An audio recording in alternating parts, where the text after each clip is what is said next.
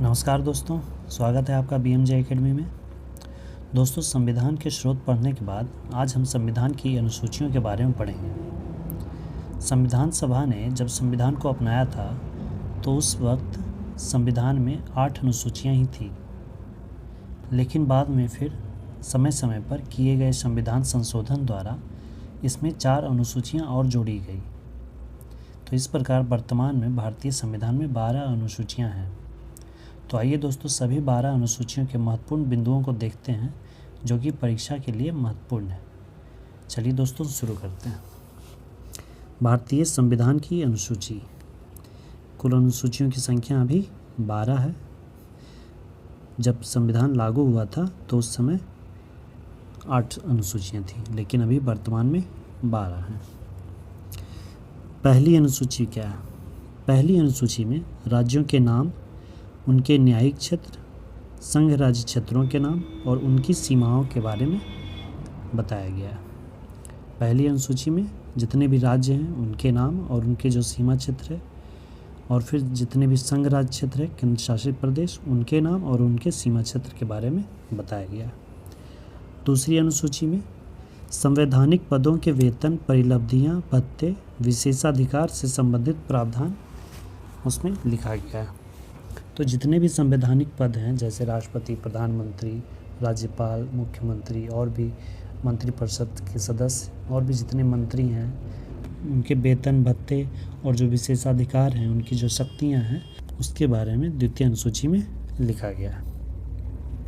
तीसरी अनुसूची में क्या है? संवैधानिक पदों के अधिकारी द्वारा ली जाने वाली शपथ या प्रतिज्ञान के प्रारूप। जितने भी संवैधानिक पद हैं जिनके वेतन, परिलब्धियां, भत्ते, विशेषाधिकार के बारे में द्वितीय अनुसूची में लिखा गया है, उन्हीं पदाधिकारियों, उन्हीं संवैधानिक पदाधिकारियों द्वारा लिए जाने वाले शपथ के प्रारूप के बारे में दिया गया है। चौथी अनुसूची में क्या है कि राज्यों और केंद्र शासित प्रदेशों के लिए राज्यसभा में सीटों का आवंटन। तो राज्यसभा में सीटों का आवंटन, जिस भी राज्यों के लिए जितने सीटों का आवंटन है, चौथी अनुसूची में वो लिखा गया है। अगला है पांचवी अनुसूची। पांचवी अनुसूची में अनुसूचित और जनजातीय क्षेत्रों के प्रशासन तथा नियंत्रण के बारे में उपबंध दिया गया है। जितने भी अनुसूचित जाति, जनजातीय क्षेत्र हैं, उनका प्रशासन और नियंत्रण के बारे में जो उपबंध है वो पांचवी अनुसूची में दिया गया है। छठवीं अनुसूची में असम, मेघालय, त्रिपुरा, मिजोरम, AMTM, असम, मेघालय, त्रिपुरा, मिजोरम के जनजातीय क्षेत्रों के प्रशासन के बारे में उपबंध छठवीं अनुसूची में दिया गया है।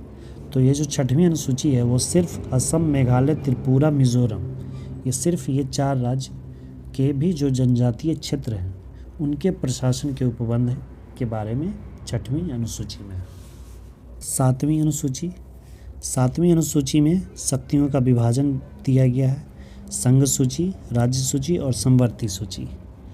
संघ सूची के जो विषय होते हैं उस पर कानून केंद्र सरकार बनाती है। राज्य सूची के विषयों पर कानून राज्य सूची बनाती है।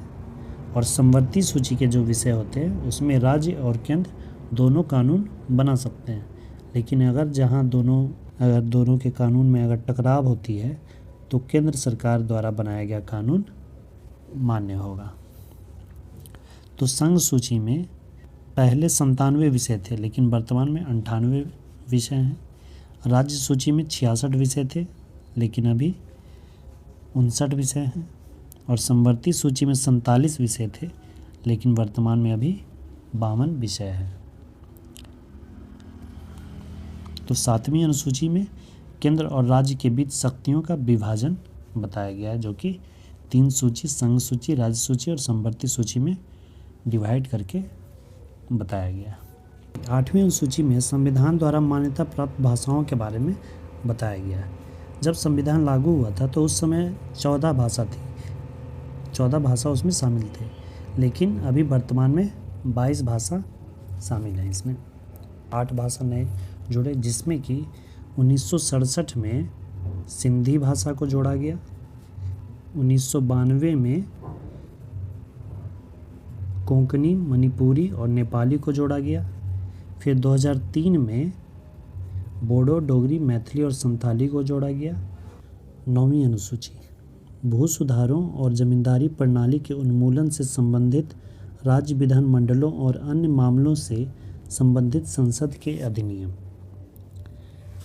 ये प्रथम संविधान संशोधन 1951 के द्वारा जोड़ा गया। 1950 में संविधान लागू हुआ था और उसके अगले ही वर्ष 1951 में संविधान संशोधन की जरूरत पड़ गई।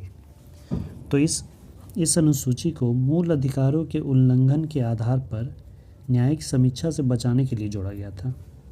इसमें शामिल सभी इन कानूनों पर न्यायिक समीक्षा नहीं की जा सकती थी, चाहे वह मौलिक अधिकारों का विरोध ही क्यों न कर रहे हो। लेकिन फिर उच्चतम न्यायालय ने 24 अप्रैल 1975 के बाद से इसमें सम्मिलित कानूनों पर भी न्यायिक समीक्षा या फिर न्यायालय में चुनौती देने का फैसला सुनाया। 24 अप्रैल 1975 को केशवानंद भारतीवाद का जजमेंट आया था, जिसके कारण यह संभव हो सका। अगला 10वीं अनुसूची, इसमें दल बदल प्रावधान के बारे में दिया गया है। इसे दल परिवर्तन रोधी कानून भी कहते हैं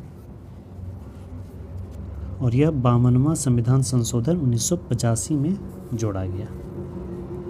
11वीं अनुसूची, इसमें पंचायत की शक्तियाँ, प्राधिकार और जिम्मेदारियों के बारे में बताया गया है। इसमें कुल 29 विषय दिए गए हैं पंचायतों के लिए और यह 73वें संविधान संशोधन 1992-93 में जोड़ा गया और यह 24 अप्रैल 1993 से लागू कर दिया गया था। अगला 12वीं अनुसूची।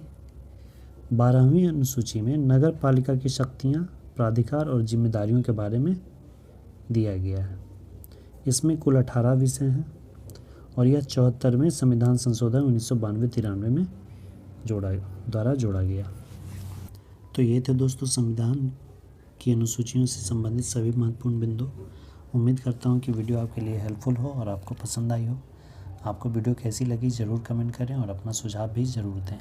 संविधान की अनुसूचियों से संबंधित जितने भी महत्वपूर्ण प्रश्न बन सकते हैं उनका एक वीडियो जल्द ही अपलोड कर दिया जाएगा। आप उसे ज़रूर देखिएगा। धन्यवाद।